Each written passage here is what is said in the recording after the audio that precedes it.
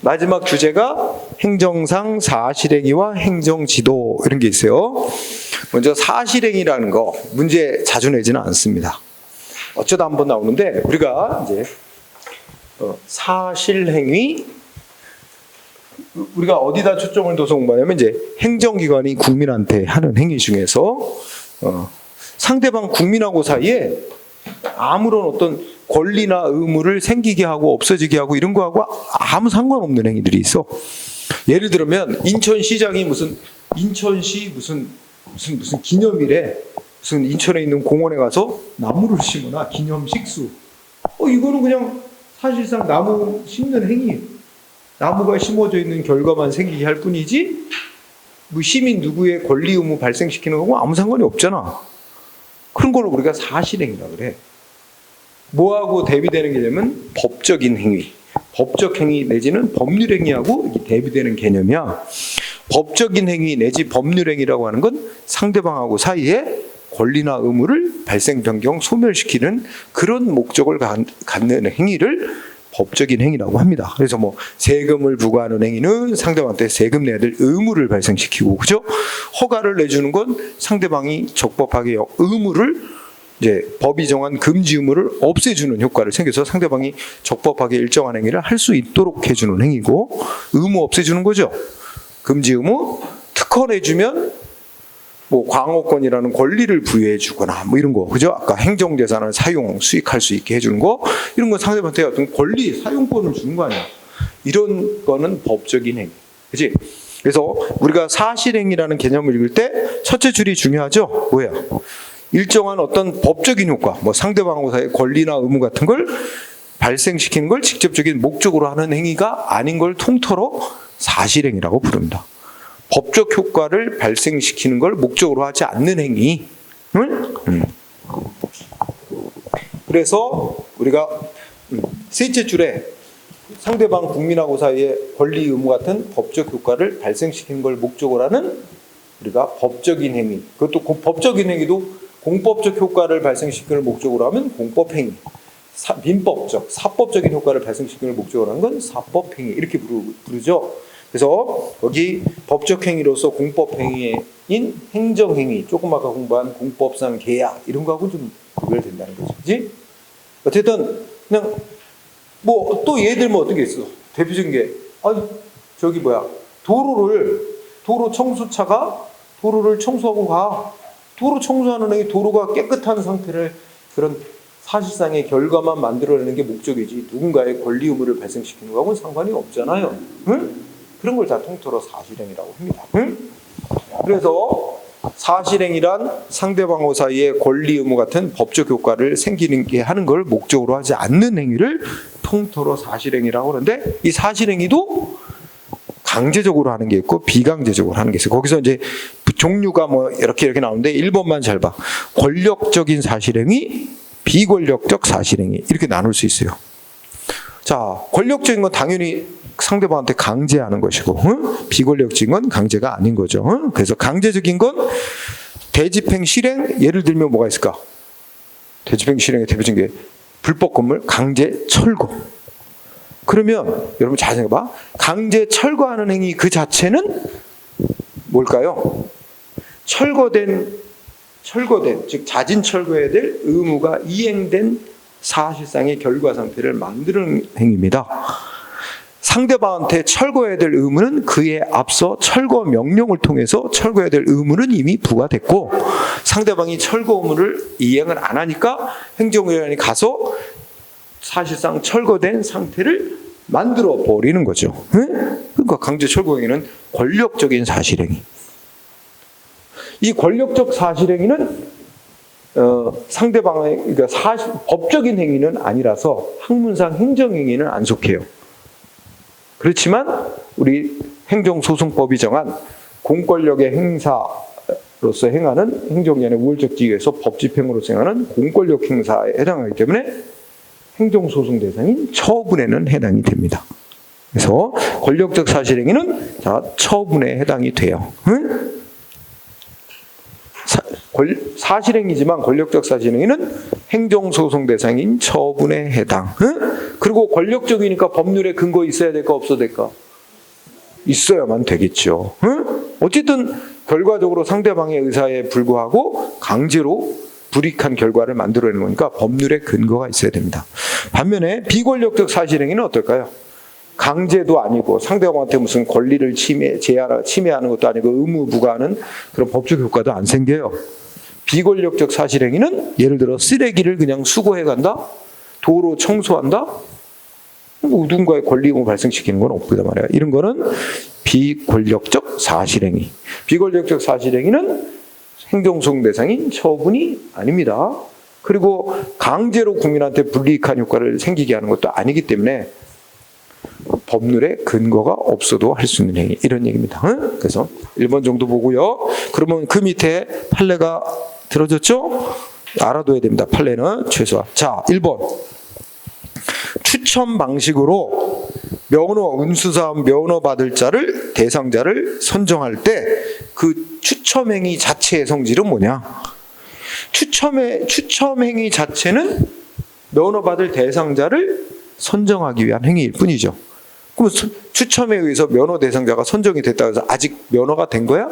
아니지. 그 대상자로 선정된 자에게 행정기관이 면허를 내주는 조치를 해야 그 사람은 면허를 부여받은 거죠.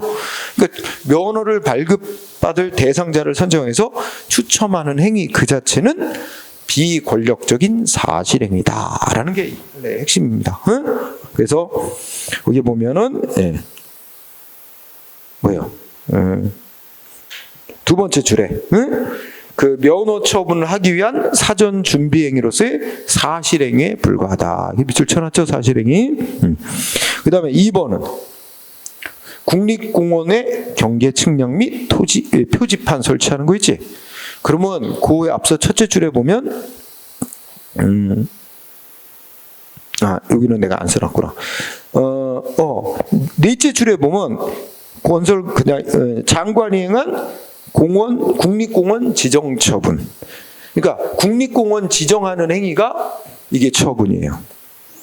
자, 여기서부터 여기까지가 국립공원이다, 구역이다 이렇게 딱 지정을 해놓으면 이미 국립공원 지정 행위에 의해서 여기 국립공원이라는 구역이 다 결정된 거고, 그러면 국립공원 구역 내에 개인 땅이 있다 마음대로 자기 토지 이용 개발 못해요. 또 경계 부근에 있는 땅도 마음대로 개발 이용 못해요. 국립공원 보호를 위해서. 그죠? 이런 것처럼 이 법에 의해서 이제 권리 제한, 의무 부과가 발생합니다. 그래서 국립공원 지정 행위는 처분인데 이미 국립공원으로 지정됨으로써 경계는 이미 다 결정이 나 있는 거예요. 그래서 첫째 줄, 공원관리관청이 이미 국립공원 그 구역이 다 결정이 나 있는데 국립공원의 효율적인 관리를 위하여 이미 국립공원 지정 처분에 의해서 확정된 경계를 인식하고 파악하기 위해서 하는 사실행위에 불과하다. 경계를 측량하는 행위, 표지를 설치하는 행위는 사실행위에 불과하다. 그러니까 이런 거는 측량 잘못됐다, 표지가 잘못 설치되어 있다, 이거 갖고 행정소송으로 싸울 대상이 아니다. 응? 싸우려면 국립공원 지정을 다퉈라, 이런 얘기지. 응? 자, 다음 페이지. 법적 근거 있어야 될까요? 사실행위 법적 근거 있어야 된다, 없어야 된다? 에이, 권력적 사실행위와 비권력적 사실행위로 나눠서 파악을 해야죠. 권력적 사실행위는 법률에 근거가 있어야만 하고 비권력적 사실행위는 법률에 근거 없어도 가능하다. 응? 그러나 둘 다 다 있는 법에 위반하고 행하면 안 된다. 논리는 다 똑같으니까 그렇게 보면 되고, 권리구제 행정쟁송에 잘 보면 아까 권력적 사실행위는 처분에 해당해서 행정소송 대상이 될 수 됩니다. 비권력적 사실행위는 안 되고. 응? 그래서 밑에 판례 중시합니다. 1번 앞에 세 줄은 뭐야? 행정소송 대상이 될 수 있는 처분이라고 하려면 행정기관의 우월적 지위에서 공권력 행사에서 법 집행하는 행위가 돼가지고 상대방 국민의 권리 의무 등에 직접 변동을 일으키는 행위라야 한다. 이렇게 미리 깔고, 따라서 셋째 줄 끝에 행정권 내부, 그러니까 행정조직 내부에서 행해지는 행위나 무슨 국민에 대해서 알선하고 권유하고 뭐 법적인 효과는 없는 사실상 통치, 이런 거는 처분이 될 수가 없다. 그 다음에 2번도 공부했던 것 같은데, 자, 수도 사업자가 급수공사 신청자에 대해서 여기 급수공사비 납부 통지 있지? 요거로 공부해야 돼. 급수공사비 납부하라. 이거 예전에 설명했는데 어디서 설명했었지? 그 준법률행위적 행정인 통지 공부할 때 거기서도 써놨었어요. 그래서 이거 어떤 예를 들어 내가 설명했어. 어떤 사람이 여기다가 자기가 새로 집을 짓고 이 집까지 수도관 연결해 달래. 이게 급수공사 신청한 거지? 수도관 연결해 달라니까 여기 수도 사업자인가 뭘 보냈어? 아, 당신 집까지 수도관 연결해 달라고 신청이 왔는데 수도관 연결하려면 거리가 멀리 떨어져 있어서 이게 비용이 얼마가 들어가니까 그 비용을 먼저 납부하세요 하고 납부하라고 통지를 보내는데, 이거는 강제로 납부해라 이게 아니라 이렇게 비용이 이렇게 들어간다고 나온다. 그래도 이렇게 돈이 많이 들어가는데도 원한다면 먼저 납부를 하라. 그러면 공사하겠다. 이런 통보일 뿐이지. 원하지 않으면 납부 안 하면 되는 거야. 그럼 공사 안 하는 거고, 그렇지? 그러니까 강제로 납부하라는 의무를 부과한 게 아니기 때문에 처분이 아니다. 응? 이런 얘기입니다.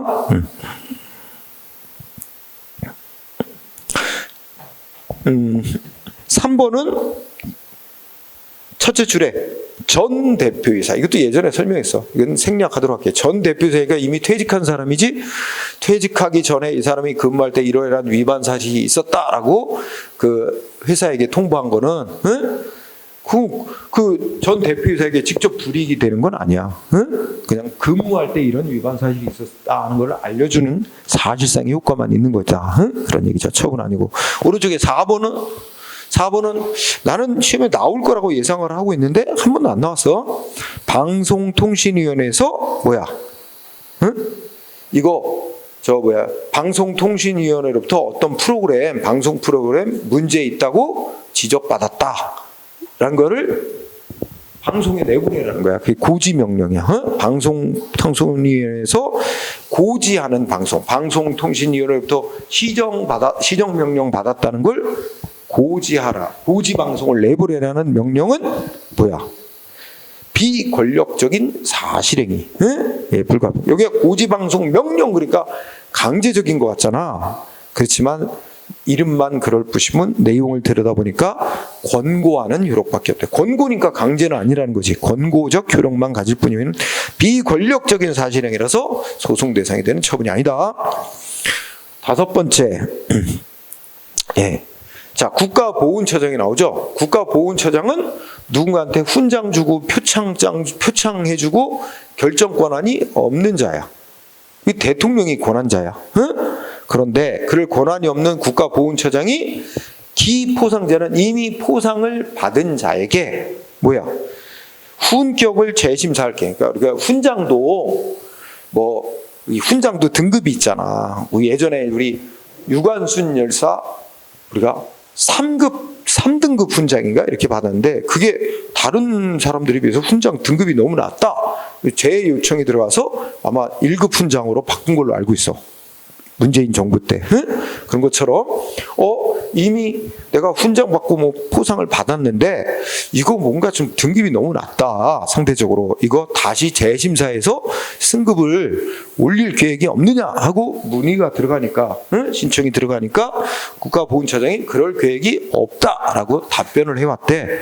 이거는 그냥 권한도 없는 자지만 권한도 없는 국가보훈처장이 그럴 계획이 없다라고 밝힌 거는 그 자체로는 상대방의 권리의무에 아무런 변동을 일으키는 게 아니다. 라는 비권력적 사실행위에 불과하다. 처분이 아니다.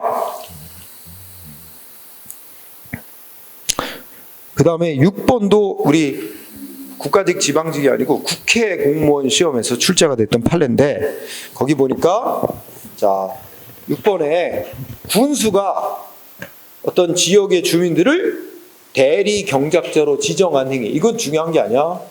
그거는 처분인데 그 이미 지정된 자들에 대해서 지역의 세입자들, 읍장과 면장이 그 영농 세대를 선정한 행위는 이미 지정된 농민들에게 다시 한번 알려준 행위에 불과하다는 뜻입니다. 이미 군수가 다 지정해놨어요. 자, 이게 읍장 면장이 영농할 세대를 선정한 행위는 이미 군수가 지정한 자들에 대해서 다시 한번 통지해준 데 불과하다. 그러니까 새롭게 권리 의무를 발생 변경을 소멸시키는 건 없으니까 처분이 아니다라는 뜻. 그래서 국회 시험에 한 번 나왔던 거라 우리 국가적 지방제기는 안 나왔습니다만. 그 다음에 2번은 지방자치단체장이 지방자치단체 소유의 밭에 나무 300그루 심은 행위. 이거 뭐 누군가의 권리 의무 발생하나? 아니잖아, 그냥.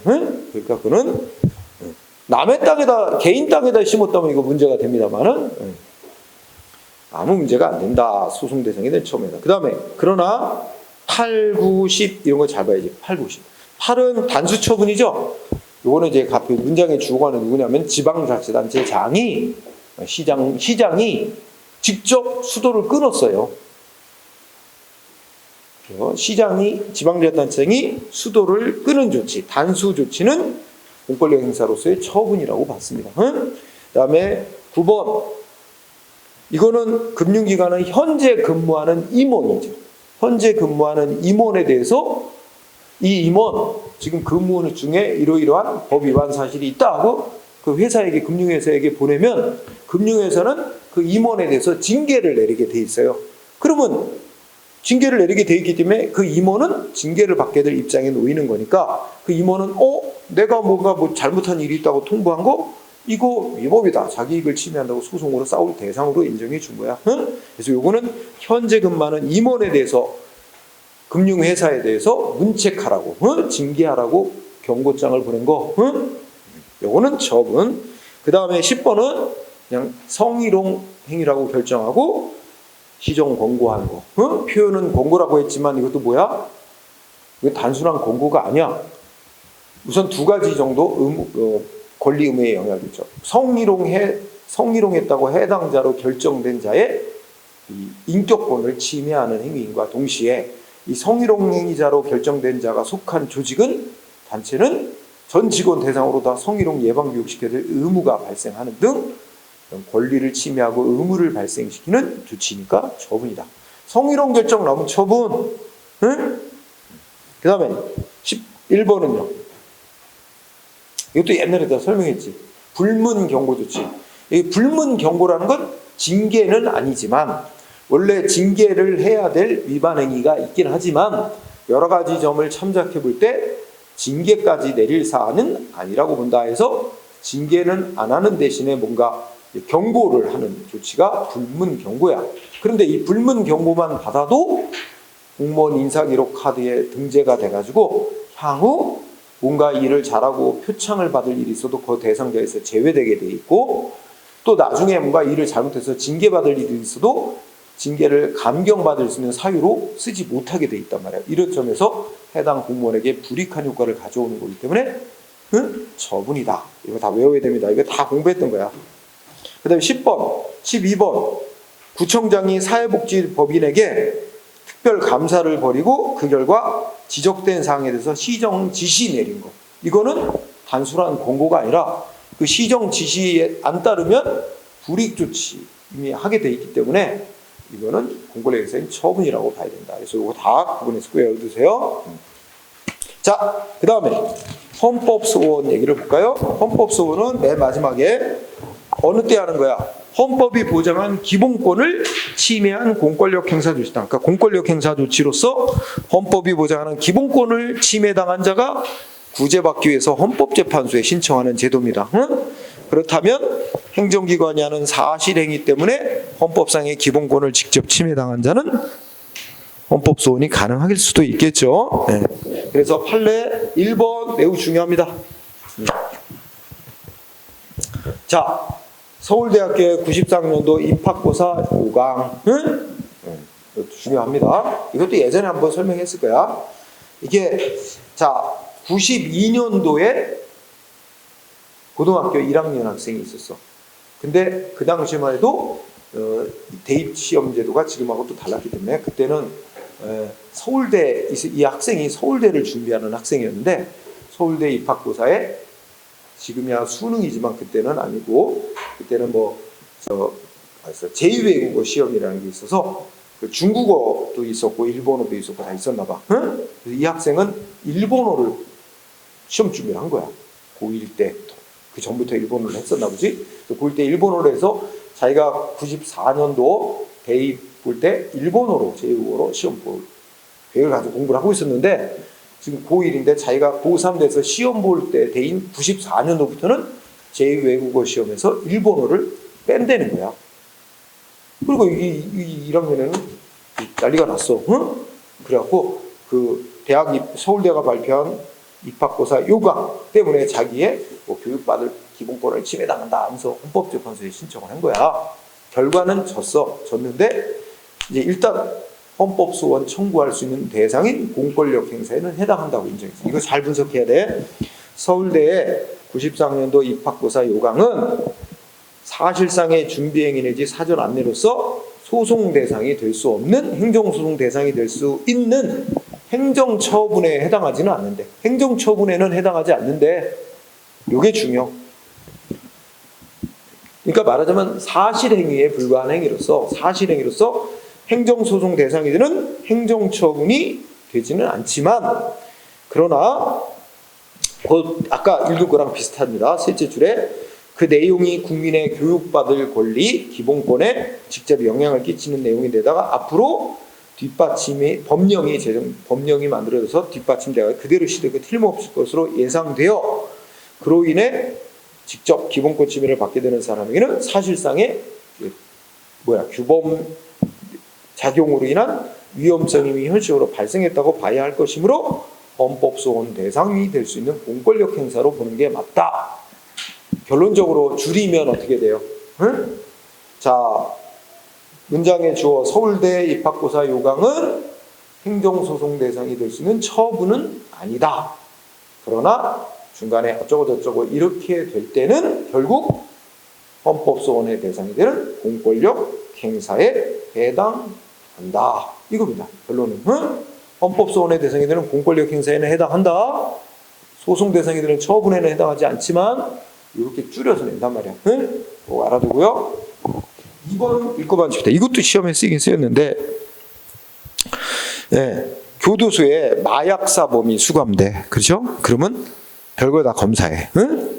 이제 앞으로는 그런 검사도 없어지겠지. 지금은 다 뭐 이렇게 전자기기로 다 투시해가지고 다 잡아내는데 예전 같으면 다 막 앉아, 뭐 항문 벌려, 뭐 다 그런 거 있어. 검사하는 것도 고역이겠다, 그죠? 자, 근데 교도소 마약류 관련 수용자에 대해서 검사를 위해서 소변을 받아 제출하게 하는 거 강제로 시키는 거기 때문에 권력적인 행위인데 권력적 사실행위래.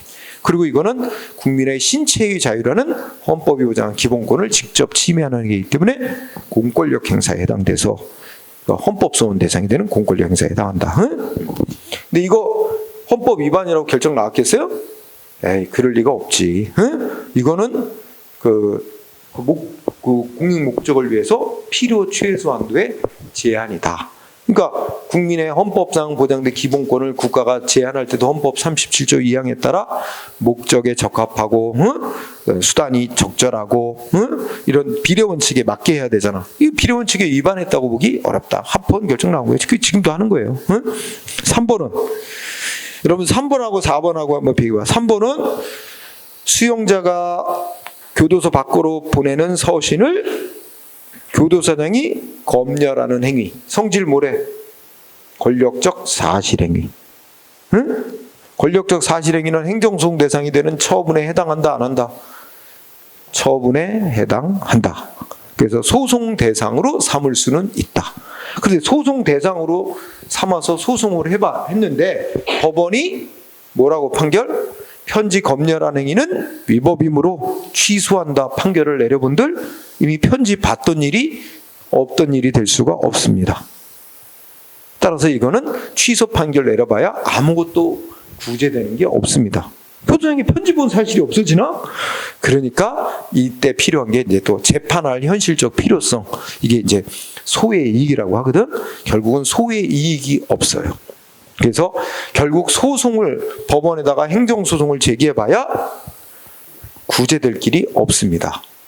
그러나 우리나라의 국민의 기본권을 구제하는 마지막 최후의 보루인 헌재는 이미 끝난 일이고 이걸 취소한들 뭔가 회복될 수 있는 일이 없다 하더라도 또 앞으로 유사한 일이 계속 반복되는 걸 방지하기 위해서 이런 국가의 공권력 행사 조치는 헌법 위반이다는 걸 명확히 선언할 필요가 있다 그러면 그걸 심사해서 위헌 선언을 한단 말이야. 그렇다면 결국 어떻게 돼? 행정소송을 통해서 구제받을 수 있는 소외이익은 없으니까 소송을 통한 구제는 불가능. 이럴 경우에는 그러니까 원래 행정소송을 제기해서 구제받을 방법이 있다면 바로 헌법재판소에 구제 신청 못 들어가요. 다른 구제 방법을 다 썼거나 다른 구제 방법이 없거나 할 때 헌법재판소로 가는 거예요. 그렇다면 이거는 행정소송을 제기해서는 구제될 길이 없기 때문에 결국 행정소송을 먼저 한다는 게 무의미한 일이지 구제되지가 않는 거기 때문에 곧바로 헌법재판소에 신청했더라도 이거는 헌법 합치되는 거다. 즉 보충성 원칙이라는 걸 위반한 게 아닙니다. 보충성 원칙이라는 게 다른 구제받을 수 있는 방법이 없을 때 안에 최후의 방법으로 보충적으로 헌법재판소에 신청하도록 하는 게 보충성 원칙인데 이거는 그 예외를 인정해야 된다는 거죠. 반면에 4번하고 비교해봐.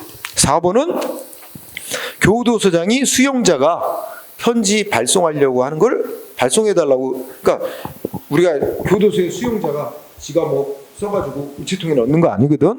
다 교도관에게 제출. 그럼 교도소장이 이름으로 이제 다 외부에 보내는 거란 말이야. 근데 교도소장이 편지를 검열해요. 응? 검열해 보고 이거를 발송을 안 했단 말이야. 응? 거부한 행위. 그래서 교도소장의 서신 발송 거부 행위 이거 갖고 행정소송으로 싸울 수 있어요, 없어요? 즉 처분성이 있어요, 없어요? 권력적 사실행위라서 처분에 해당되고 소송 대상으로 삼을 수 있고 또 소송을 제기해서 만약에 법원이 교도소장이 편지 발송을 거부한 걸 위법이니까 취소한다 판결을 하면 교도소장은 판결에 따라 편지를 발송해야 됩니다. 그러니까 소송을 통해서 구제될 수 있어요.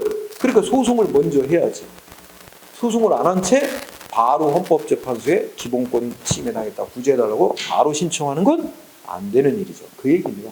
어쨌든 둘 다 권력적 사실행위로서 행정소송의 대상은 된다. 근데 하나는 소송에서 판결을 내려줘봐야 취소 판결을 내려줘봐 구제될 이익이 남아있지 않기 때문에 바로 헌재에 신청해도 되지만 밑에 거는 소송을 통해 다 구제 가능하기 때문에 바로 헌재에 신청하는 건 안 된다는 판결입니다.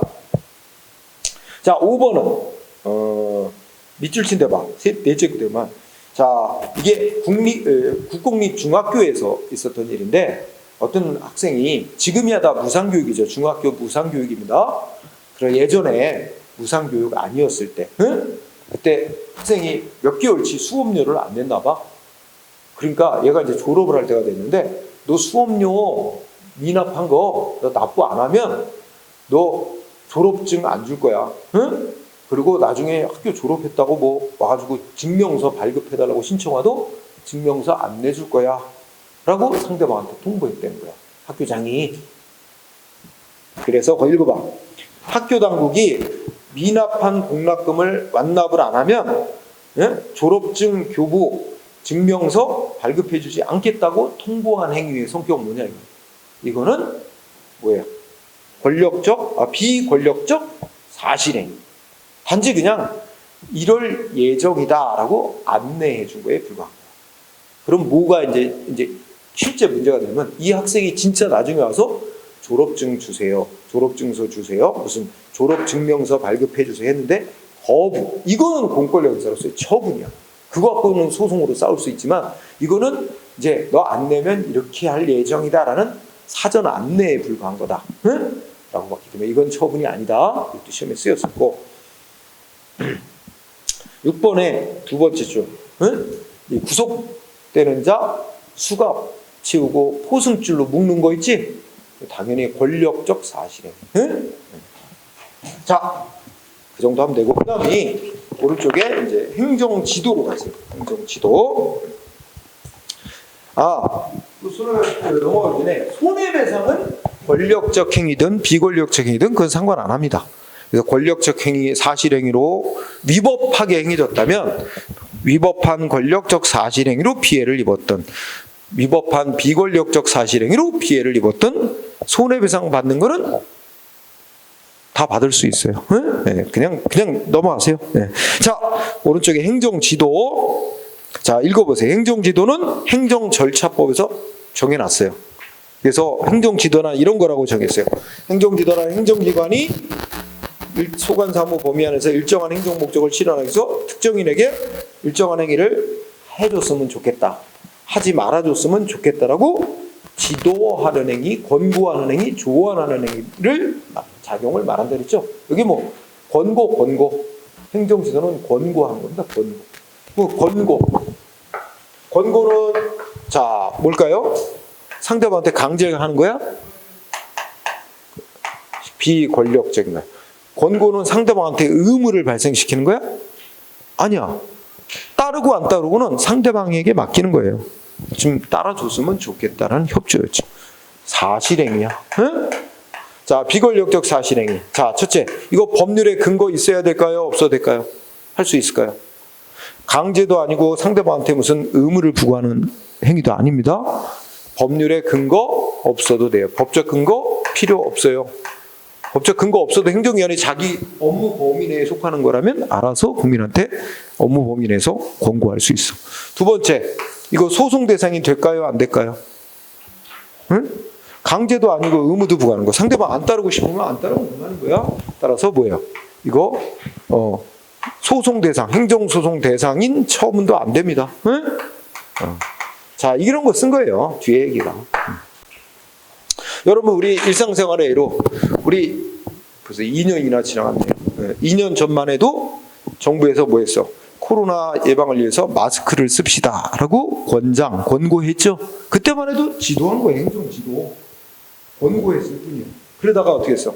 막 코로나가 막 터지니까 법으로다가 이제 감염병 예방 및 관리에 관한 법률에 뭐 필내에서 차 안에서 다 마스크 써야 한다. 응? 그리고 써라고 의무를 법으로 이미 정해놓고 위반하면 일반인들 과태료 10만 원, 그 업소는 300만 원 과태료 부과한다. 이렇게 해서 강제로 만들었죠. 그 전까지는 권고사항이었습니다. 그 권고하는 조치를 우리가 그런 권고하는 내용의 조치, 협조 요청하는 내용의 조치를 다 뭉뚱그려서 학문적으로 행정지도라는 작용으로 하나의 개념화하고 그 행정지도에 해당하는 작용은 이런 논리로 해결한다. 이렇게 확립이 된 거지. 그래서 행정지도. 자, 동그라미 2번은 여담인데 우리 행정지도라는 용어는 일본에서 이제 만들어낸 용어야. 응?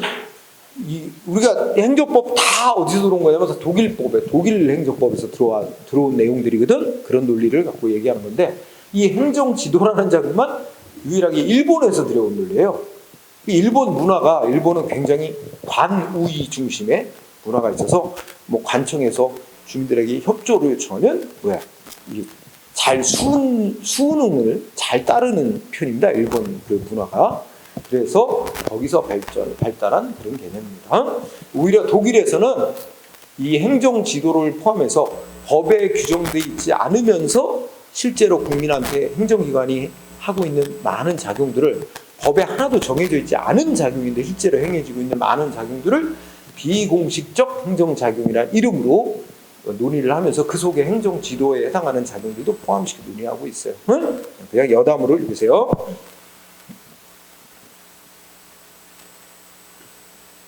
자, 그 다음에 거기 판례가 나오는데 그건 뭐 넘어가도 돼요. 자, 쌍가루 2번 행정지도의 종류와 예에 들어있어요. 자, 행정지도의 종류는 행정지도, 행정위원회 국민한테 행정지도라는 목적에 따라서 세 가지로 구분할 수 있다. 하나는 뭐야? 규제하기 위한 목적의 지도. 응? 규제하기 위한 목적의 지도는 국민들에게 이런 행동 하지 말았으면 좋겠다. 억제시킬 목적으로 하는 지도죠. 응? 규제 목적의 지도. 또 하나는 뭐예요? 조정하기 위한 목적의 지도. 예를 들면 뭐야? 어느 회사에서 노동자들과 노동조합과 회사 이 업주 간에 막 이렇게 갈등이 많아. 응? 이럴 때 뭐야? 노동부에서 개입을 해서 야 이렇게 중재안을 내고 이렇게 타협하는 게 어떠냐? 뭐 이런 거 있잖아. 그런 게 바로 이제 조정 목적으로 하는 지도죠. 응? 또는 뭐 어느 그 저기 뭐야? 그 어느 지역에 무슨 이게 너무 그러니까 우리 어느 물건을 생산하는 업자가 너무 많아. 과다해. 응? 여러분들 요새 보면 뭐가 있을까?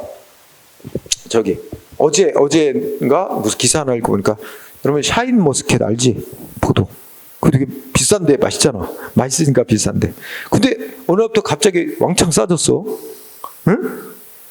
맨날 뭐 저 마트에 가면 한 송이에 막 만 몇천 원씩 했어요. 만 5,6,000원? 막 이렇게 하고. 응? 그래서 나도 한 송이를 안 먹어봤어. 우리 딸내미는 내가 사줬어도. 근데 어느 거 하니까 두 송이에 10,000원? 이렇게 팔어. 좀 품질이 약간은 떨어지긴 하는데. 그게 왜 그렇게 된 줄 아세요? 이게 농가들이 이게 좀 돈이 된다 하니까 너도나도 앞다투시 맞고 막 이게 이제 이 공급이 늘어난 거야. 그리고 서로 경쟁이 심하니까 다 제대로 이 품질이 그 당도라든지 크기가 커지기도 전에 미리 따갖고 막 먼저 출하하는 거지. 그러다 보니까 이게 이제 경쟁이 품질. 그러니까 그렇게 나올 때 그러면 예를 들어서 강제로 못 신게 할 수는 없어요. 그렇죠? 아니 그거는 개인의 자유를 강제로 그렇게 못 신게 하는 건 못하죠. 대신에 어떻게 돼? 이게 지금 너무 많이 이 재배를 해서 이게 지금 품질도 떨어지고 수출 경쟁력이나 우리나라에서 만든 샤인머스켓 뭐 중국 가가지고 막 몇십만 원 팔린대 한 송이에. 그랬었대 예전에. 근데 이거 경쟁력도 떨어지고 하니까 이게 이제 재배 농가 이게 심지 좀 줄입시다. 응? 그리고 하더라도 좋은 품질 이상만 출하하도록 합시다. 이런 식으로 이제 권고하는 거죠. 이런 것들이 다 조정 목적의 지도. 자, 조정, 그 다음에 조성적인 건 어떤 바람직한 상태를 만들어낼 목적으로 하는 지도가 조성 목적의 지도입니다. 조성, 만들어내는 거지. 조정, 주제, 이런 거 없으니까 그리고요. 자, 여러분 다 공부했어. 법적 성질. 결국 첫째 줄 끝에 뭐예요? 상대방의 자발적인 협력을 기대하면서 하는 행위입니다. 따르고 안 따르는 상대방의 의사에 맡기는 결국 뭐예요? 비권력적인 사실행위. 키워드 비권력적 사실행위. 강제로 의무를 발생시키는 거 아니기 때문에 두 번째 줄 뭐야? 첫째 줄 비권력적 사실행위 그 자체로는 상대방의 권리 의무에 아무 변동 안 갖고 옵니다. 키워드 비권력적 사실행위. 자, 밑에 판례 알아두세요. 자, 첫째 줄 뭐라고 돼 있어? 폭이 4m를 넘지 않는 도로는 시장 군수에 의해 도로로 지정 조치가 있어야만 건축법에 적용을 받는 도로가 된다. 그러니까 건축법에 적용을 받는 도로로 인정이 되려면 시장 군수에서 공식적으로 도로로 지정하는 행위가 있어야 된다는 거죠. 반면에 마지막 넷째 줄에 행정관청이 건축허가를 내주면서 건축물 옆에 있는 도로의 폭에 관하여 행정지도를 했다는 사실이 있다고 해서 그는 그게 시장군수에서 건축법에 적용을 받는 도로 지정행위가 있었다고 볼 수는 없다. 즉 그렇게 보게 되면 이거 법적인 효과를 발생시키는 거로 보는 거잖아. 그러니까 단순히 도로 폭에 관한 행정지도가 있었다 그래서 건축법에 적용받는 건축도로로 지정하는 행위가 있었다고 볼 수는 없고 단순히 권고 행위에 불과한 것이었다는 얘기입니다. 두 줄 시험에 쓰였고요. 유용성과 문제점. 유용성은 쉬운 건 이겁니다. 이거 강제로 의무 부과하는 거 아니니까 법에 근거 없어도 할 수 있죠. 그러니까 미처 법률에 뭐 이런 걸 강제로 뭘 못하게 돼 있어도 뭔가 새롭게 생겨난 일에 대해서 권고할 수 있죠. 예를 들어서 우리나라에 무슨 퇴폐적인 새로운 유흥업소가 생겨났어. 응? 소위 가장 최근에 생겼다가 문제가 됐던 게 소위 인형 성인 체험방 이런 이간판 달고 생겨난 업소들이 있었어요. 이게 뭐냐면 주로 이제 남자들을 고객 대상으로 하겠지. 그래서 여성 신체 크기와 실물 크기와 비슷한 인형 이렇게 만들어 놓고 하여튼 그거 뭐 그런 거 하는 거야. 뭐 그런 건데 그게 리얼 돌 체험 뭐 막 이런 거 있잖아. 그렇게 간판 달고 생기는데 그거 있잖아. 예상치 못한 영업이라 어느 법에 의해서도 그게 허가 신고 대상 업소도 아니에요. 그냥 자유롭게 하는 영업이야. 다만 그 안에서 무슨 성매매나 뭐 이런 게 이루어지지 않는 이상은 어떤 법에 의해서도 규제가 안 돼요. 그러니까 이 업자들이 이거 자유롭게 이제 저 건물 임대해가지고 영업을 한단 말이에요. 간판 달고. 그죠? 근데 행정기관이 할 수 있는 조치는 아무것도 없어요. 강제로 뭔가 폐쇄 동원시키고 뭐 허가 대상도 아니라서 허가 안 받았다고 무허가 업소라고 처벌할 수도 없고, 제재도 못하고 이럴 때 할 수 있는 조치가 바로 권고입니다. 야 이거 좀 하지 말았으면 좋겠다. 그죠? 그래서 전번에 내가 사는 의정부시에서도 이게 논란이 많이 됐어요. 나도 몰랐는데 어디 그 신시가지에 뭐가 생겼대. 그래서 우리 또 초등학교 학부모들이 또 몰려가가지고 근처에 애들 학원도 그 건물 안에 있대. 뭐 건물 근처에 있는지 뭐 있고 막 애들이 다 보이는 곳에 막 그런 간판을 놔두고 간판을 내세우고 막 피켓 들고 막 시위, 뭐 이렇게 하고 뭐 언론에서도 막 보도하고 이렇게 될까지 업주가 그러면 영업을 안 하겠다, 접겠다, 뭐 이런 사람도 있고 딴 데로 이전하겠다 한 사람도 있고, 뭐 이렇게 해서 이제 해결이 됐는데 어쨌든 이게 법에 없는 영업 형태가 새로 나서 아무런 규제, 강제 조치도 못할 때 권고 할 수 있죠. 그래서 유용성은 신축적이고 탄력적인 행정수단, 법 규정이 미비할 때도 이렇게 권고하는 방법으로 뭔가를 안 좋은 행위를 억제할 수도 있고, 그죠? 그리고 강제적으로 하는 게 아니라 협조 요청 권고하는 거니까 마찰 저항을 줄일 수 있고, 그죠? 등등 이런 장점. 아까 계약 맺고 하는 방식하고 장점이 비슷합니다. 근데 문제점이 심각하죠. 왜냐하면 기획법 법적으로는 강제가 아니라는데 사실상 강제성. 이게 문화적 풍토 때문에 그렇습니다. 예를 들어서 자 우리가 뭔가 행정기관이 업주들한테 공문을 보내서 이렇게 협조 좀 해달라. 사실 이거 법적으로는 안 따라도 되는 거야. 근데 안 따랐다가 찍히면 소위 법에도 없는 괘씸죄라는 찍혀가지고 괘씸죄로 찍혀서 뭔가 불이익당하지 않을까 걱정되죠. 뭔가 괜히 협조를 안 했다가는 괜히 행정기관이 나와서 뭔가 위생검열을 한다. 뭐 한다. 장부를 조사하겠다. 갑자기 들이닥쳐갖고 이러면서 꼬투리 잡아 얼마든지 보복 조치를 할 수 있거든. 그거를 잘 알고 있는 업주들은 사실상 안 따르기 어렵단 말이야.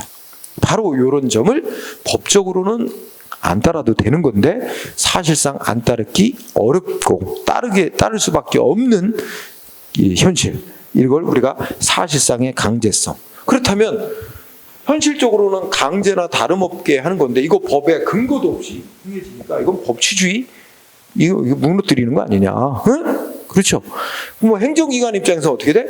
우리는 권고 협조 요청만 한 거지 강제한 거 아닙니다. 따르고 안 따르고 본인이 알아서 하는 거지 그런 적 없습니다. 이런 식으로 하면 그래서 법에 근거 없어도 하는 거라 우리는 했습니다.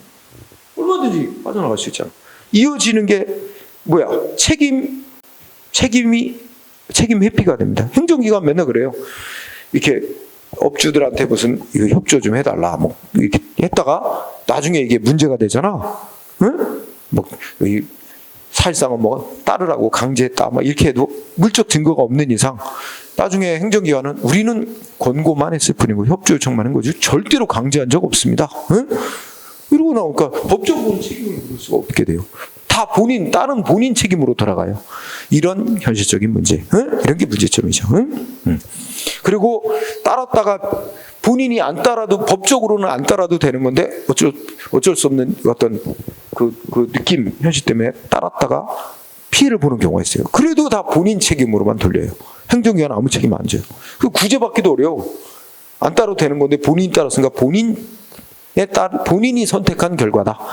본인이 책임져야 될 문제다. 그래서 손해배상도 안 해줘요. 행정소송 대상도 안 되죠. 안 따라도 되는 거 본인이 따른 결과니까 본인 책임이다. 손해배상도 안 해줘요. 이게 참 이런 게 문제지. 응? 자, 여기는 문제점에다 포인트를 두세요. 자, 그러면 법적 근거, 법률의 근거 있어야 된다, 없어도 된다? 아까 얘기했지? 법률의 근거 없어도 된다고 봅니다. 응? 그 다음에 동그라미 2번 법률 우여, 즉 법에 어긋나는 내용의 지도는 될까요? 안 될까요? 그건 있을 수 없지. 법에 어긋나는 내용은 무조건 권력적이든 비권력적이든 뭐 법적 행위냐 사실행위냐 안 가리고 법에 어긋나는 지도는 있을 수 없는 겁니다. 그 다음에 밑에 쌍가루 6번 아주 중요합니다. 제목이 뚝 떨어져갖고 마음에 안 드는데 우리 행정절차법에는 행정지도의 개념 아까 읽었었죠? 그리고 국민한테 행정기관이 행정지도를 할 때 지켜야 될 원칙과 방식에 대해서 규정을 해놨습니다. 요거 법조문 다 중시합니다. 자, 오른쪽 올라가서 행정지도의 원칙 기억법. 자, 이렇게 써놨습니다. 행정기관이 국민한테 하는 행정지도는 목적 달성에 필요한 최소한도에 그쳐야 하며 이거 비례 원칙을 규정해놨습니다. 목적 달성에 필요한 최소만큼으로 해라. 비례 원칙에 해당하는 규정을 두고 있으며 상대방의 의사에 반하여 부당하게 강요하면 안 된다고 되어 있습니다. 이게 지도의 본질이지. 권고에 그쳐야지. 따를지 여부는 그래서 강요하면 안 된다. 이게 소위 임의성 원칙을 규정했죠. 그 다음에 니은 상대방이 지도에 따르고 안 따르고 상대방 의사에 맡겨야 되는 거라고. 그래서 상대방이 안 따랐다는 이유로 불이익한 조치하면 안 된다. 명시해놨죠. 그 다음에 동그라미 2번 행정지도의 방식 기억법. 행정지도를 하는 말은 공무원은 어떻게 해야 돼? 상대방 국민에게 취지, 지도하는 취지 3가지 밝히고 해야 된대요. 취지와 내용과 신분, 응? 취지, 내용, 신분을 밝히고 해야 된다. 근데 꼭 문서로 하래요? 꼭 문서로 하라고 되어 있진 않아요. 그래서 니은번을 보면 행정지도가 말로 이루어지는, 그러니까 말로도 할 수 있다는 거야. 구술로도. 응? 행정지도는 문서로 할 수도 있고 말로도 할 수 있다. 다만 말로도 할 수 있는데 말로 했을 경우 상대방 측에서 아까 취지, 내용, 신분 기재한 문서로 해달라고 요구하면 직무수행에 특별한 지장이 없는 한 문서로 해줘야 된대요. 응? 반드시는 아니고. 그래서 말로도 행정지도를 할 수 있고 상대방이 취지, 내용, 신분을 기재한 문서로 해달라고 요구하면 직무 수행에 특별한 지장이 없으면 문서를 교부해줘야 된다. 따라서 반드시는 아닙니다. 그리고 3번 상대방은 행정지도의 방식이나 내용 등에 관하여 지도를 한 행정기관에 의견 제출할 수 있다. 의견 제출권을 규정해놨고요. 4번째는 한 번의 지도로 수많은 사람을 대상으로 똑같은 내용의 지도를 하는 경우 있겠지? 그래서 이때는 자 읽어보자. 행정기관이 같은 목적을 실현하기 위하여 많은 상대방에게 지도를 하려는 경우에는 자 밑줄 특별한 사정이 없는 한 공통적인 내용이 되는 사항을 국민에게 공표해야 된다라고 되어 있습니다. 자, 이게 다 법조문이고요. 밑에 판례.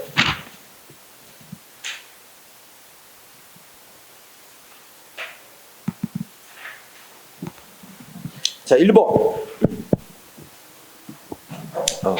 자, 셋째 줄 보면 적법한 행정지도로 인정되기 위해서는 목적이 적법해야 되고 그리고 해야 된다. 따라서 주식을 매각하라고. 이 민간 기업에게 정부에서 보유하고 있는 주식을 팔라고 종용은 일종의 사실상 강제나 다름없는 거죠.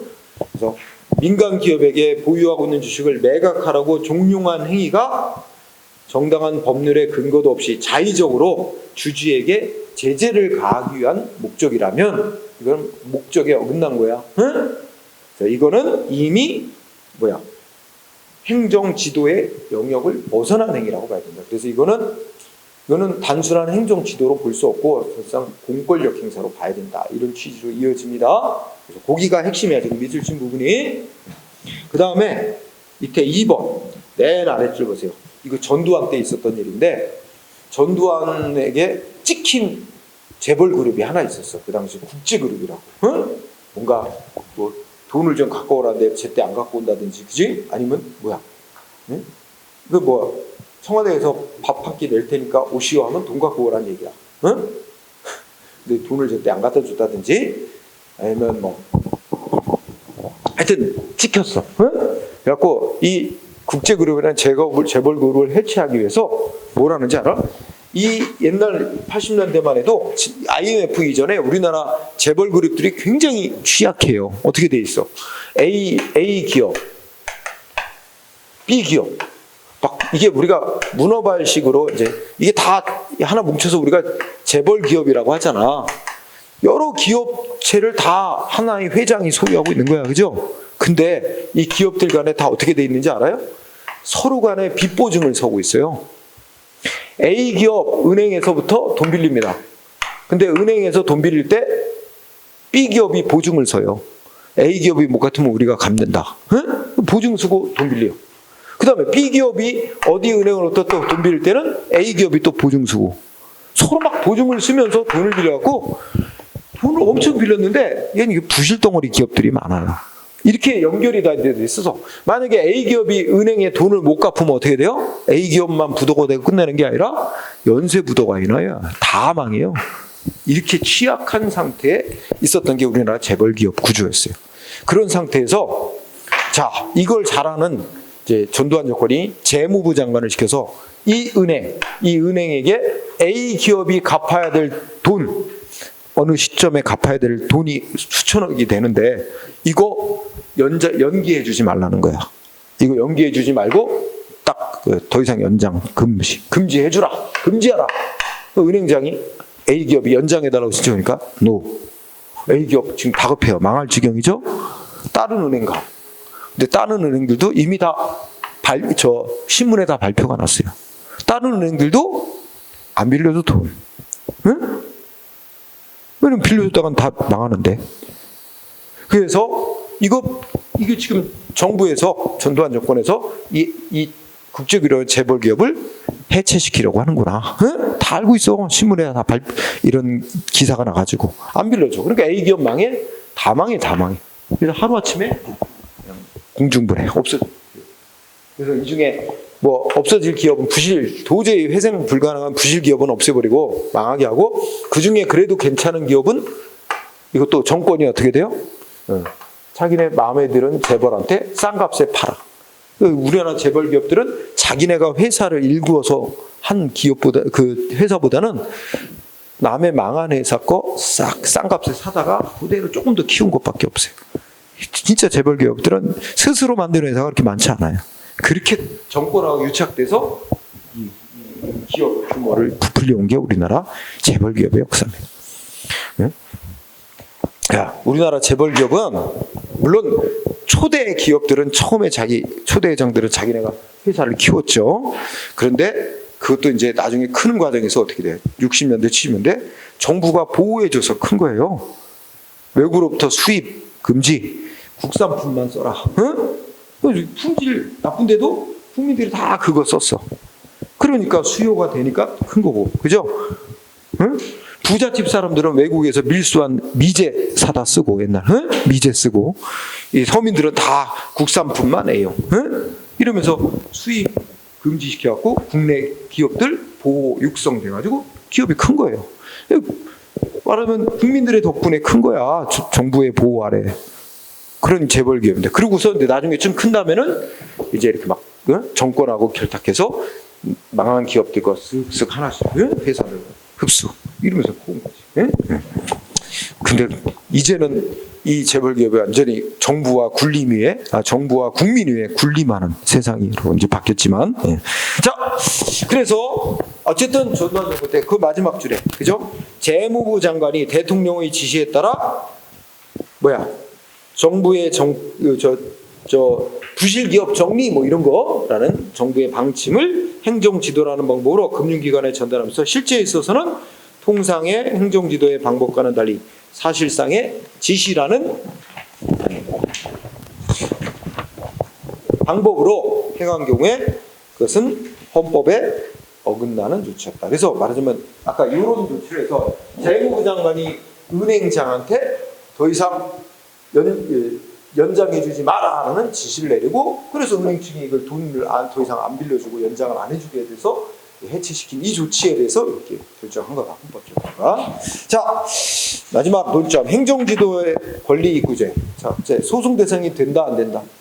소송 대상이 되려면 처분의 성질을 갖는 거라고 인정이 돼야 하는데, 비권력적이고 상대방한테 의무를 발생시키는 거 아니기 때문에 행정지도는 처분성이 인정 안 된다. 따라서 행정소송 대상으로 삼을 수 없다. 거기 나오죠? 그래서 첫째 끝에 비권력적 사실행위인 점에서 처분성이 인정될 수 없어 소송 대상이 되지 않는다. 이게 통설과 판례의 태도입니다. 응? 이게 다 아는 거. 그러면 밑에 판례 쭉 나옵니다. 1번 중요합니다. 세무당국이 주류 제재, 술 만드는 회사에게 특정 술 판매업자와의 거래를 일정 기간 중지해달라고 요청한 행위의 성격은 뭐냐? 자, 실제 사안은 이런 거지. 어느 술 판매업자는 술 만드는 회사하고 사법상 계약 맺고 술 공급받아서 팔아왔겠죠? 그런데 이 술 판매업자가 지켰는지 세무서장이 말하자면 술 만드는 회사에게 저 술집 업자에게는 당분간 술을 공급하지 말아달라고 요청이 들어갔고, 술 제조회사는 술 공급을 끄는 거야. 그러면 피해는 누가 되는 거야? 술 판매업자가 피해를 보지. 이 술 판매업자는 어디다 막 항의를 했겠어. 술 만드는 회사에게 왜 널 공급 안 해주냐? 술 만드는 회사는 뭐라 그랬어? 아, 우리도 해주고 싶은데 이거 뭐 우리가 공급을 해줬다가는 세무서한테 찍힌다. 우리만 불이익당할 수는 없지 않느냐. 그러니까 이해해달라. 결국 술 판매업자에게서는 알고 봤더니 세무서장이 이 술 공급 끊어달라고 요청했구나. 이거 위법이야 하고 이제 소송을 낸 거야. 그랬더니 법원이 뭐래? 아, 이 술 제조회사가 술 공급을 끊는 행위는 단지 뭐야? 권고한 행위에 불과하대. 술 공급을 중단하다고 권고적 성격의 행위로서 술 끊어다 하고 강제로 의무 부과한 건 아니다. 결국 그러면 어떻게 돼? 술 공급을 끊고 안 끊고는 누가 결정한 행위로 보는 거야? 술 만드는 회사가, 주류 회사가 결정한 행위로 보고, 따라서 술 판매업자의 피해는 누구 때문에 본 거라고 보는 거야? 술 제조회사가 술 공급을 끊어서 발생한 피해일 뿐이다. 세무서장의 중단 요청은 단지 권고일 뿐이지 그에 의해서 직접 술 판매업자가 직접 피해를 본 건 아니다. 그러니 세무당국의 술 공급 중단 요청 행위는 권고일 뿐이고 직접 술 판매업자에게 피해를 직접 발생시킨 조치는 아니기 때문에 소송 대상이 되는 처분이라고 할 수가 없다. 결국 이 사람은 세무서장을 상대로 소송을 했지만 졌고, 결국 누구를 상대로 싸워야 돼? 술 제조회사를 상대로 민사소송으로 계약 위반해가지고 싸워서 소송, 그렇게 길밖에 없어요. 근데 그렇게 싸웠다가는 술집은 앞으로 영원히 못할 거야. 또 술집 업계에서 또 블랙리스트로 찍혀갖고 다른 회사들도 다 공조해서 얘하고 계약 안 할 거예요. 그게 또 현실이야. 자, 2번은 잘 안 나온다. 구청장이 재개발 구역으로 지정된 구역 내 건물 소유자에게 자진 철거를 하시오. 자진 철거를 안 하면 이거 강제 철거될 수 있습니다. 라는 공문을 보냈대. 철거를 촉구하는 내용의 공문을 보냈대. 그랬더니 이 공문을 받은 상대방이 이거 철거하라는 강제 의무 부과냐? 그랬더니 그래도 물어왔대. 그래서 또 지방자한테 그건 아니고 이거 자진 철거를 안 하면, 원래 이게 조합이 재개발 사업을 한단 말이야. 조합 측에서 이제 강제집 철거를 할 수도 있고, 그렇게 되면 당신에게도 불이익이 있으니 그 자진 철거를 하는 게 좋다는 뜻입니다. 라는 공문입니다. 이렇게 회신을 보냈다면 이거는 이제 뭐야? 강제라고 보기 어렵고 권고한 행위로 봐야 된다. 그래서 처분 아니다. 자, 그래서 1번은 꼭 하고, 그 다음에 4번 공부해야 돼. 4번은 자,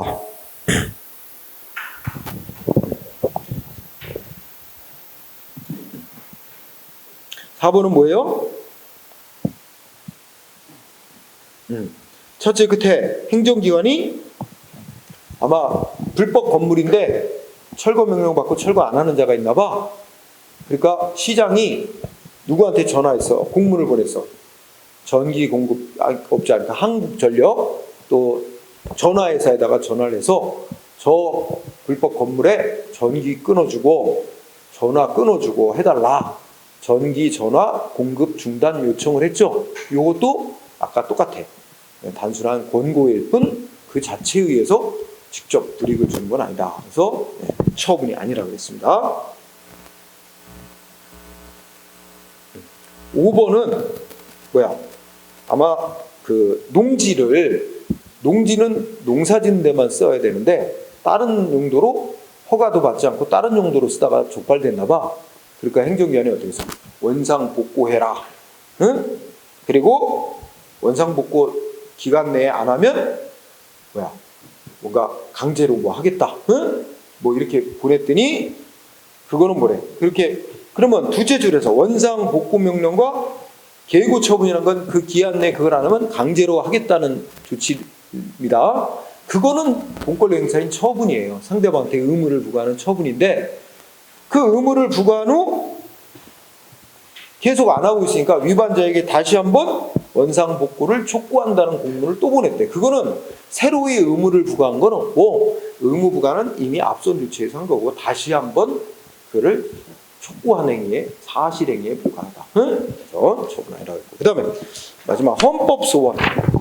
자, 헌법소원은 어느 때 하는 거라고? 공권력 행사로 헌법이 보장한 기본권을 직접 침해했을 때, 응? 그때 이제 헌법재판소에 청구하는 건데, 자, 행정지도는 공권력 행사가 아닌 게니까 원칙적으로 헌법소원 대상이 될 수 없습니다. 하지만 헌법재판소는 예외를 인정한 사례도 있어요. 그래서 거기에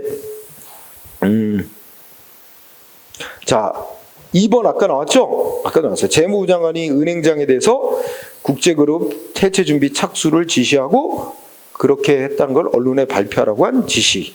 이거는 단순한 비권력적인 행정지도의 한계를 넘어선 것이고 마지막 줄음은 권력적 사실행위로서의 공권력 행사에 해당한다. 그래서 헌법소원의 대상이 됐다고 인정했고 그 다음에 3번 아주 중요합니다. 교육부 장관이 대학 총장들에게 학칙을 고치라는 거야. 대학의 학칙을 시정하라는 요구. 이거 뭐로 봤어요? 셋째 줄에 보면 행정지도의 일종이긴 하지만 뭐야? 그에 안 따르면 재정 지원을 줄이겠다는 뭐 이런 그 일정한 불이익 조치를 예정하고 있어 사실상 상대방에 따라야 될 의무를 부과하는 것과 다를 바 없기 때문에 이거는 규제적, 구속적 성격을 상당히 강하게 갖는 것으로서 헌법소원 대상이 되는 공권력 행사로 볼 수 있다. 이거 되게 잘 나옵니다. 3번. 이거하고 비교할 판례가 학칙 시정 요구는 공권력 행사로 봤죠. 그런데 아까 본 것 중에 공법상 계약할 때 있었나? 뭐였냐면 대학 총장 직선제를 개정하라. 요구에 안 따르면 평가해가지고 그를 재정 지원을 삭감 이렇게 하겠다. 이거는 뭐야? 공권력 행사가 아닌 거로 봤어요. 사실 조금 애매하긴 해. 근데 그건 공권력 행사가 아니라는 결론 냈고 이거는 학칙을 고치라는 요구 있지. 학칙 시정 요구는 공권력 행사로 봤어요. 그거 잘 기억해야 돼. 헷갈려. 나도 헷갈릴 때가 있어요. 응? 네, 꼭 충시. 그 다음에 4번은 안 나와. 왜 안 나오는지 모르겠어. 오래됐는데 그냥 넘어가세요. 그 다음에 5번은 우리 구급 공무원은 아니고 어디더라? 변호사 시험에서 나왔는데 5번 보면 노동부 장관이 공공기관의 산하 공공기관의 단체 협약 내용을 분석한 뒤에 불합리한 요소를 개선하라고 요구한 행위. 이거는 공권력 행사라고 볼 수 없다. 응? 공권력 행사라고 볼 수 없대요. 그 다음에 6번 감사원장이 공공기관에 대해서 선진화 계획 이행 실태 점검하고 자율 시정하도록 개선 방향을 제시한 행위도 공권력 행사로 볼 수 없다. 그래서 5번, 6번은 공권력 행사로 안 봤습니다. 자, 마지막 논점이 손해전보입니다. 손해전보라는 건 손해배상과 손실보상 두 가지를 합쳐 말하는데, 자, 자, 위법한 행정작용 때문에 생긴 피해에 대해서 물어주는 거, 돈으로 물어주는 건 손해배상. 적법한 행정작용 때문에 생긴 피해 물어주는 건 손실보상. 이렇게 구분해요. 그러면 자, 우선 첫째 줄 밑줄수예요. 기억번에. 행정지도도 국가배상법이 정한 공무원의 직무행위에 해당이 됩니다. 여러분들 이건 나중에 또 배우니까 칠판에. 원래 국민이 피해를 입어서 공무원의 위법한 직무수행 행위 때문에 피해를 입으면 손해배상을 받을 수 있는데, 그때 손해배상을 받으려면 요건이 있어요. 이건 그냥 읽기만 해요. 공무원이 직무를 집행행위하면서 직무집행행위를 했는데 이 직무집행행위를 위법임을 인식하면서 알면서 또는 알았어야 됐는데 과실, 고의 또는 과실로 위법이라는 걸 알아차리지 못해가지고 과실로 법령에 위법하게, 법령에 위반되게 해서 손해를 입히면 이게 요건이에요. 공무원의 직무집행행위가 고의 또는 과실로 위법하게 해서 손해를 끼치면 국가나 지방자치단체는 배상해야 된다. 이렇게 돼 있는데 요 직무라는 직무집행행위에 행정지도도 포함됩니다. 응? 그러나 다른 요건이 다 맞아도, 이거 다 맞아도요, 자, 상대방한테 발생한 손해가 뭐 때문에 생겼어야 돼요? 손해가 공무원의 고의과실한 위법한 직무행위 때문에 상대방한테 이런 손해가 생겼다는, 이게 원인이 돼서 이런 결과가 발생했다는 인과관계가 인정이 돼야 손해를 배상할 책임이 성립이 되는 거거든. 근데 다른 요건은 다 맞았다고 쳐도 행정지도가 행해졌을 때 따르고 안 따르고는 본인이 선택하는 거다. 근데 본인이 따르기로 했어. 그러니까 공무원의 행정지도가 법에 어긋난 지도였어. 위법한 지도였는데 안 따라도 되는데 본인이 따랐다가 피해를 입었어. 다 본인 책임으로 돌아가는 거예요. 뭐냐면 상대방 자기한테 발생한 손해는 공무원의 위법한 행정지도 때문에 발생했다고 보기 어렵다는 거야. 그래서 거기 써놨어. 그러나 위법한 행정지도를 공무원 측에서 위법한 행정지도가 있었고 상대방이 이에 따름으로 인해서 손해가 생긴 경우에 말하자면 셋째 끝에 인과관계가 인정되기 어렵습니다. 응? 바로 그 점 때문에 여기 인과관계가 인정되기 어려워 원칙적으로 손해배상 받을 수 없다. 손해배상 청구권이 인정되기 어렵다. 그러니까 여기에는 직무행위에는 포함됩니다. 당연히. 그리고 다른 요건이 다 갖춰져도 요거가 성립되기 어려워서 배상받기 어렵다는 얘기입니다. 단 경우에 따라서는 상대방이 행정기관의 지도에 따를 수밖에 없었다. 말하면 사실상 강제나 다름없었다고 인정이 된 때는 그때는 이제 인과관계도 인정될 수 있어 배상이 인정된 경우도 있었습니다. 그래서 그 마지막 줄에 다만 재반 사정을 고려할 때 상대방이 지도를 따를 수밖에 없었다고 사실상 강제성이 인정되는 경우에는 인과관계가 인정돼서 배상 책임이 인정될 수 있다. 그래서 그런 사례도 있긴 있어요. 근데 아주 드물고 원칙적으로는 본인 책임으로 돌아가게 된다는 거야. 응?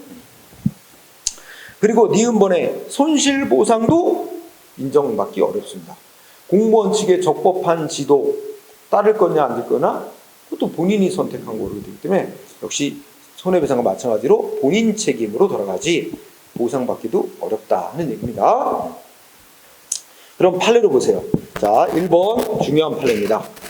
자, 행정지도가 강제성을 띠지 않은 비권력적 작용으로서 본래의 행정지도야. 응? 그래서 행정지도가 지켜야 될 한계를 일탈, 즉 벗어나지 않았다면 그로 인하여 상대방의 어떤 손해가 생겼더라도 행정기관은 그에 대해서 배상 책임이 없다. 여기까지가 한 문장. 주로 이게 이제 중요한 거고, 두 번째는 행정기관이 위법한 행정지도로 일정 기간 어업권을 행사하지 못하는 손해를 입은 자가 있어. 그러면 이 사람은 이제 손해배상을 받을 수 있다는 말이야. 응? 그런데 그 사람이 자기가 받았던 어업권을 타인에게 팔아가지고 그 한 돈만큼 이득을 얻었어.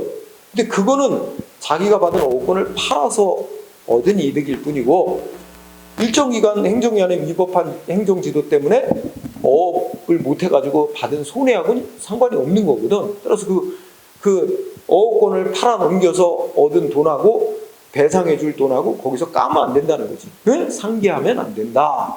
두 개 다 시험에 쓰였습니다. 응?